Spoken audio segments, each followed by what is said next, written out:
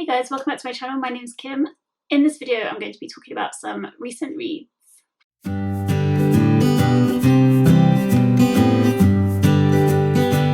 Hey, so this video is going to be a bit different to like monthly wrap-ups because I'm kind of crossing over October and half of November books. I think all of these books I'm going to talk about today I gave 4 or 5 stars.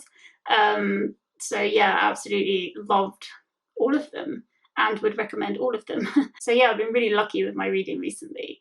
But yeah, let's start with October. So the very first book that I finished in October was Girl, Woman, Other by Bernardine Evaristo. And yeah, I gave this book 5 stars. I thought it was absolutely amazing. So you've probably heard about it because it won the Booker Prize in 2019 alongside The Testaments. Did I say that right? The Margaret Atwood sequel. Yeah, you know what that is. So this book follows the lives of different women, predominantly Black women, and kind of gives you snippets into their life stories at certain times of their life. And it's kind of set up in this way where the book is split into quarters, and within the quarters there's about 3 different stories, each of which is following a different woman. And most of the women interconnect and pop up in each other's stories, a lot within each of the 4 sections, and then there's some crossover in between the sections as well. The writing style is so interesting because there's no like clear full stops or anything, kind of just flows down the page, and it feels disjointed when you first start reading it. I would say I'm no expert at all at English literature. I don't know anything about actual writing styles, to be honest, so I don't know if it's got a name or anything like that. But from the layman's point of view, I really felt like it flowed really well. Once you got used to the style, it was almost like lyrical in a way, and it kind of like pulled you along. Yeah, that's the way I would describe reading it. It was just really interestingly done. So when you got to like see what things were like for one woman, you'd see everything from like her perspective and how she felt about things, and then it would obviously flip to someone who she knew or who appeared in her story, and then you got to see it from a completely different perspective and then understand why that character was acting the way that they were. And so you just got to see it from so many different points of views. She wrote from the perspective of, I think, was she in her 90s? I can't remember now, but there was a grandmother character that got her own, you got to learn about her story. There's also like a young adult from the perspective of a young adult, and then kind of all in between there was LGBT rep, and it was just like great. The whole thing was great. I thought it was so eye-opening, it was interesting, it like kept your attention, and even though there wasn't really one overarching like storyline, all the individual stories were captivating as they were. I will say that some of the things that happened to some of the characters is shocking to read and would be a trigger warning. So if you are someone who needs to watch out for trigger warnings, then definitely look into that before picking it up, just in case you want to avoid it. But yeah, loved it. I thought it was amazing. And I'm certainly not someone who should be able to judge the Booker Prize, but I agree with their decision, even though I read none of the other books. It was so good. Okay, next up, I finished The Future We Choose by Christiana, Figueres and Tom Rivett-Carnac. And this was one of the ex-book club picks. So if you don't know what that is the book club that I run with Hannah from Handpick Blog, where we read one book from an expert and one book from someone who has experience in that area. And this was our expert book about climate change. And yeah, we did a live discussion of this. If you wanted to check it out, or if you joined in with reading it and you wanted to check it out, I'll link that video down below. Basically, this is like a very short kind of guide to what we can do now to help fight against climate change and to try and prevent climate change from happening in the extreme. So it sets off with like describing 2 different scenarios. One scenario is what would happen to the world if we did nothing. And that's pretty harrowing. And then the second scenario is what would happen to the world if we did everything that we could, and we actually managed to get to net zero emissions. Yeah, and then there's like a whole section in here about kind of being optimistic and the mindset you need in order to kind of fight for the environment, and how to kind of not despair too much and try and stay positive, because things are possible. These two authors, they worked on the Paris Agreement, and they talk about how they had to be really optimistic in order to bring all the countries together to agree on this one thing. And if that could be done, like, well, anything can be done with positivity and kind of keeping things going. And then the last part of the book is 10 different things that we can do to help. So it's like the 10 points of things that we can do as a society to move towards solving the problem. And then at the very, very end, there's a section on like, what can you do now, what you can do now. And I really like that. So it's just like a very short guide. Okay, right now, what can you do right now to help? And then like what you can do today and tomorrow, this week, this month, next month, blah, blah, blah. And just gives you something to focus on. So yeah, personally, I really love this. And I think like it makes a nice little book to be able to refer back to kind of give you that extra encouragement to carry on helping as much as you can. So yes, I really like that. The next book I finished in October was Game of Thrones by George R.R. Martin. And yeah, I really like this one as well. Most people probably know what Game of Thrones is already, but basically it follows a handful of different families who all think that they deserve to be ruling the kingdom, basically. And if not them, they believe in other people, or they don't like some people, so they're starting wars to prevent some people getting to the throne and other people's not getting to the throne, etc. And it's just like full of political drama. And it's really good. So if you've ever watched the series, this first book is basically the whole of the first season. I think the series did such a good job at translating this to the screen, because they covered pretty much everything in this book, I think, from what I could tell. But that did mean that because myself and my partner watched Game of Thrones during the first lockdown that we had in the UK, everything was really fresh in my mind, and there wasn't really anything extra from this book. So I did find I maybe read it a little bit too quick from watching the series, but I am aware that this diverges from the series eventually. So I think what I'm going to do is maybe leave it, maybe even a couple of years, and then pick up the next one. Or I might have to reread this one then, just to give myself some distance. So I don't know everything that's coming, or I don't remember everything that's coming, because although it was good and it was interesting and the writing style was engaging, I didn't have any suspense because I knew what was coming, which is, you know, I just read it too soon, I think. I read it too soon. But for that, I ended up giving it 4 stars instead of 5 stars. The thing that really shocked me about this book was that it was really easy to read. And whether or not that was just because I knew all of the characters already, so I didn't have to learn any of the names or get used to any of the like terminology that they use in this world, that's probably a big part of it. I know when I first picked up Robin Hobb's books, which is The Realm of the Elderlings, which I'm going to talk about later in this video, that took me ages to get used to it, and I felt like I really had to concentrate on what she was saying, whereas this was really quite easygoing. Like each chapter is following from the perspective of one of the characters, so you stay confined to the chapter with just one person's point of view. And yeah, but it is really good. Like, it's just so intriguing. Like, I mean, it would be intriguing if I didn't know the story already. But yeah, if you haven't watched the series, I feel from my perspective, I wish I'd read it first and then watched the series, because I think that way round, it's something that you could probably really, really enjoy this, learning about the world and learning about what's going on. And then when you see it come to life, it's probably really exciting. So let me know if that happened with any of you guys, to see if I'm right or not. So the characters in this book are way younger than they are in the series, when you consider that some of them get married when they're like, how old is she? 13? Maybe she's older, I can't remember now. Yeah, shockingly younger. So that was a bit jarring, because obviously you're used to these characters being adults, and then suddenly you're thrown and they're teenagers, and you're like, whoa, I don't know if I want to read about this with them so young. It feels a bit strange, but yeah, that was just something I thought was interesting. Okay, then the 4th book I finished at the beginning of November, and that was Unbowed by Wangari Maathai. And this book was chosen for our experience part of the X-Book Club. And actually, now I'm saying that, she's basically like an expert in her field. So, but yeah, anyway, she's very knowledgeable. So Wangari was awarded the Nobel Peace Prize in 2004.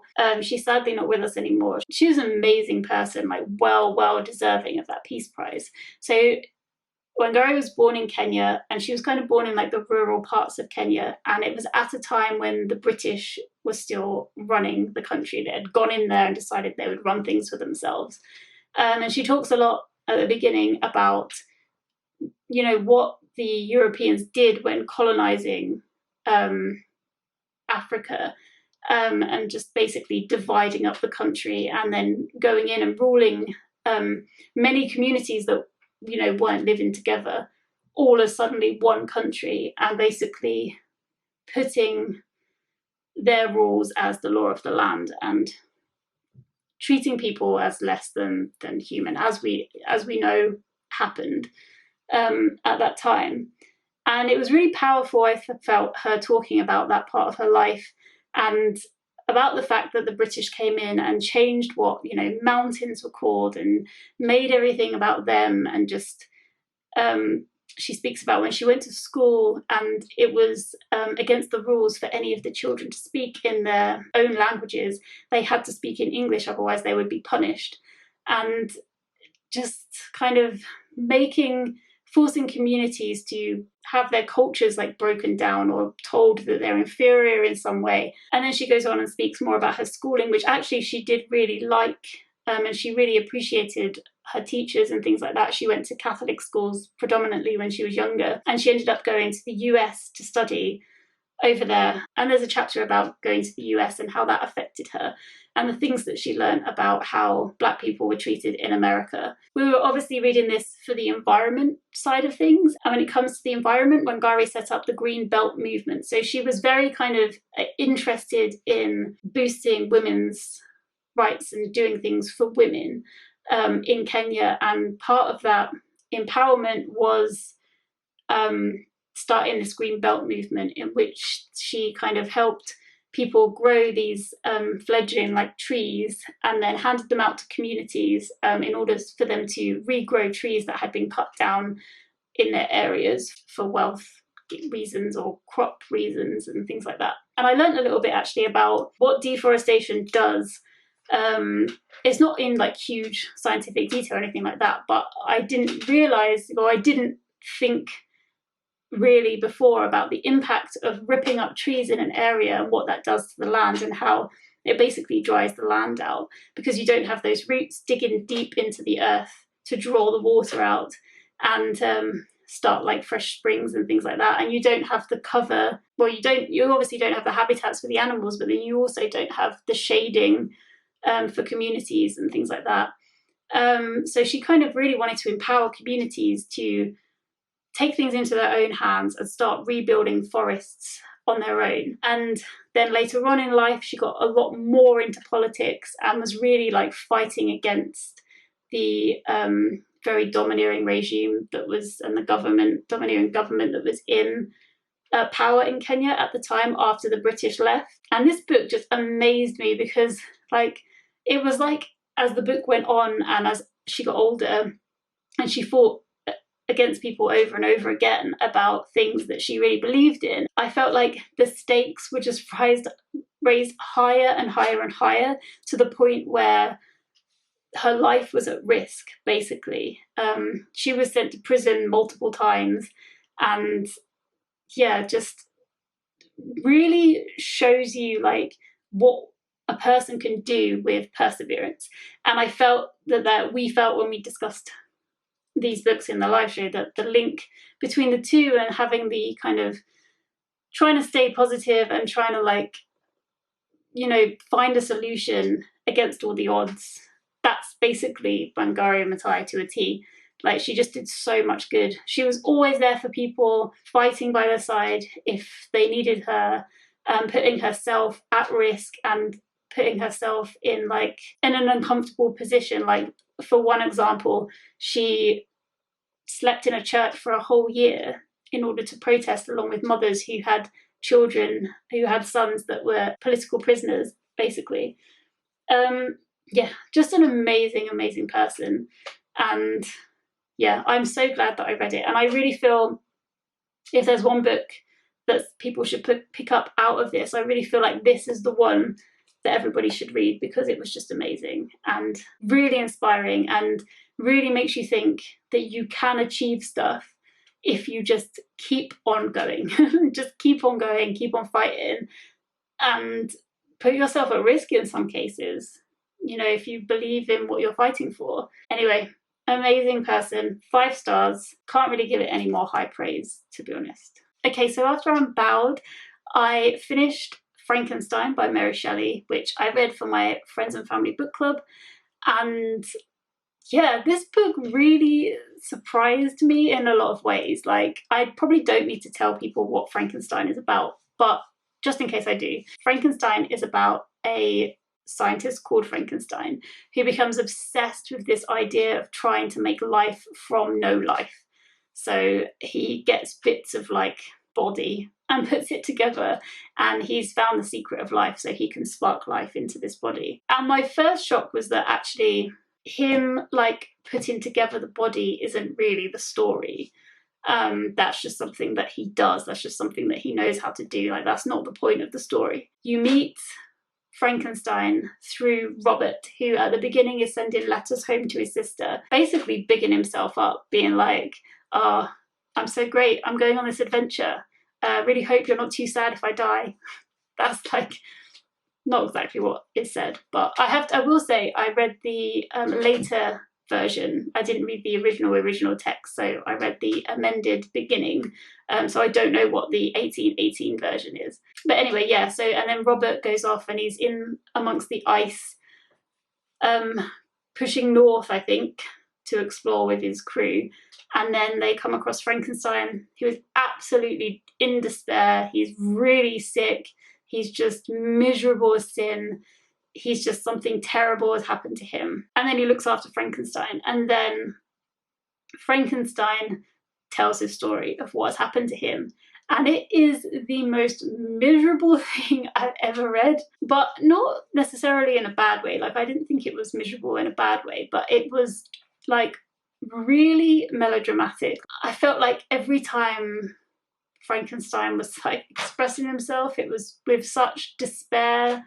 That he was so OTT, but I kind of liked it. And he didn't really do anything to like help his situation properly. I felt sorry for Frankenstein's monster at times. At other times, I didn't feel sorry for him. There's obviously, because it's a horror, there's a lot of death. And some of those deaths were shocking to me. So I think that makes it a successful story. I felt like I was interested the whole time and I was listening the whole time. So I listened mainly to the audiobook, and that was narrated by, I'll just read my notes, Tom Casaletto. And he was really good. He was really good. So I do recommend that. I listened to it on Scribd, and he was one of the versions of the audiobooks that were on there. And I thought he did a great job. So I do recommend that. Yeah, so that was Frankenstein. Very depressing and kind of brutal in parts. So the next book that I read was Red Rising by Pierce Brown. This book is like a sci-fi book. I always think of it as fantasy in my head, but I don't think there's much fantasy. I think it is just science fiction. And you're basically following Daryl in this world. And so Daryl is a red, and in this society, the reds are the lowest of the low. They're basically like the lowest human level you could possibly get, and the golds are at the top, and there's all in between, all different levels, and different colours of people are there for different reasons. So like the pinks are there to basically be prostitutes. So you follow Daryl, and he's with the reds, and you basically learn in the beginning that something horrible happens to him, and it kicks him off on this path to fight against the system. And that's all I'm really going to say, because this is a series, so I could say more and go into more detail, but I feel like the first part of the book was quite long, and you don't learn that much that quickly. I feel like it takes a good 5-6 hours to learn actually what's happening. And I felt the first half was really difficult to get through, and then the last part of the book was like I flew through it, and it was super interesting, and I was really caught up in what was going on. So I felt like it was a bit of a book of two halves. But also I started listening to the book ages ago, so that could also be why, because I was trying to listen to it with my partner. I don't know, but it took a long time to get to the point where I really wanted to like just carry on reading all the time. That audiobook I was listening to was narrated by Gerard Reynolds, and he was a good narrator, but I felt like sometimes I couldn't really hear what he was saying. And usually when I listen to an audiobook, I have the text with me, or I can get hold of the text as well, so I can check if I really can't understand what they're saying. But with Red Rising, because I didn't have the text anywhere, so I just had to accept that I couldn't understand what he was saying some of the time, even though I'd rewind it and try and like listen on slow motion. I mean, it was very, very tiny bits that I couldn't quite get, and like not sentences, like a few phrases every now and then. So it wasn't the end of the world, but I think that made it difficult to listen to, and probably like keep attention on it. But yeah, but the book itself is good. And at the end, it got really good. I really, really liked it. And it's kind of like, I guess it's got Hunger Game vibes a little bit. And there's a school element to it. And it's brutal. Like, it is brutal. But there's influences from mythology as well, which I thought was really interesting and done very well. Yeah. Anyway, I really liked it in the end. And the nice thing about the audiobook was that there's this song that happens throughout the book. It kind of keeps popping up. And because I was listening to it on audio, you were able to actually listen to it being sung, which was nice. I thought that was a nice little touch, especially at the end, because like it ended and you were kind of all full of emotion, like when you finish a book and it's been high stakes or whatever, and then they had like the full version of the song at the end of the audiobook, and that was quite powerful because you were already kind of full of those emotions of the book, and then they had the song and you were like, oh, yeah, so that was really good. I liked that a lot. I'm really excited to read the next one, but I don't know when I'm going to be able to get around to the next book in the series, but now I'm excited about the next one. Okay, so the last book that I'm going to talk to you about is Ship of Magic by Robin Hobb, and I finished this a couple of days ago and absolutely loved it. Like, it was so good. So the Ship of Magic is multi-perspective, and it mainly follows the Vestrit family. So the Vestrit family are a trader family in this part of Robin Hobb's world, and as trader families they're able to purchase these magical ships which once 3 generations of their family have died on the decks of the ship, the kind of figurehead at the front comes to life. They can navigate the waters better, they can talk to the crew, and they just become like a person basically. And at the beginning of this story, the Vestrit family's ship, the Vivacia, is on the verge of being quickened. The head of the household, Mr. Vestrit, Ephron Vestrit is his name, he is on his deathbed basically, and if he dies on the decks, then he will mark the 3rd generation of the Vestrit family to do that, and then Vivacia will come to life. His daughter, Althea, really, really wants to be captain of the live ship next. She's travelled around with her father. She believes that she's learned everything that she can and she's ready to captain. So in addition to the Vestrit family, you also follow Kenneth, who's a pirate, and he wants a live ship for himself. So he's got his own agenda going on, and he's got his own path that he's going down. But basically, in order to get that, he believes he needs a live ship in order to do it. So that's Kenneth, and he is like a really interesting character because he's a pretty bad guy. So to read from his perspective is weird because I quite like Kenneth, but he's not a good guy. Yeah, but this book was so good. Like, I feel like it's so interesting and it's so intricate, and like you follow the perspectives of so many people. You get to see things from so many different sides. You get to see different live ships and their personalities come to life, and things that have happened to them, and why they're the way they are. There's these weird serpents that live under the sea that follow some ships around. This book also includes, there's a lot about slavery in here. There's slavery that goes on It's illegal in Bingtown, but it's not illegal in towns close by to them, and it's kind of starting to seep into Bingtown, and some people in Bingtown are starting to accept slavery as a trade. Yeah, it's just really interesting. I feel like that is what it is about this book. There's not one pivotal moment where I was really shocked. There were a few moments where I was shocked throughout, but I feel like it's just interesting. Like, everything about it is interesting. I'm like, okay, so what is that person doing? What's going to happen when this happens? What happens when that person finds out that this person has done that? What happens to this person if that person dies? What happens to this ship if that person does this? And I just feel like there's just so many different threads that you're just constantly thinking, like, what are these serpents doing? What's happening with that? How are these live ships coming to life? Like, what's actually happening with the magic, etc. It's just so interesting. And this is like a setup book. I feel like now, at the end of this book, there's so many things set up ready for the second book, where I'm excited to know characters' reaction to the things that have happened during this book that they don't even know about yet.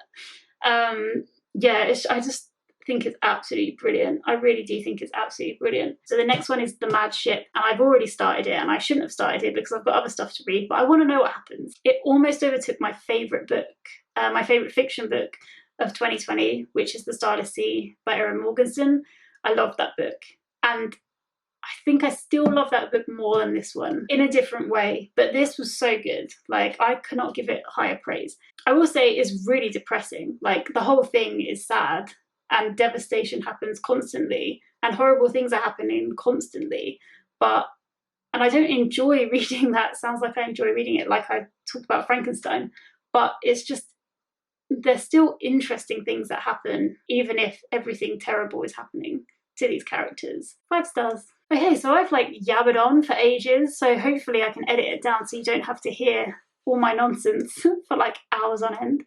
But thank you so much for watching. So I think I'm on track to actually completing my TBR trail in November.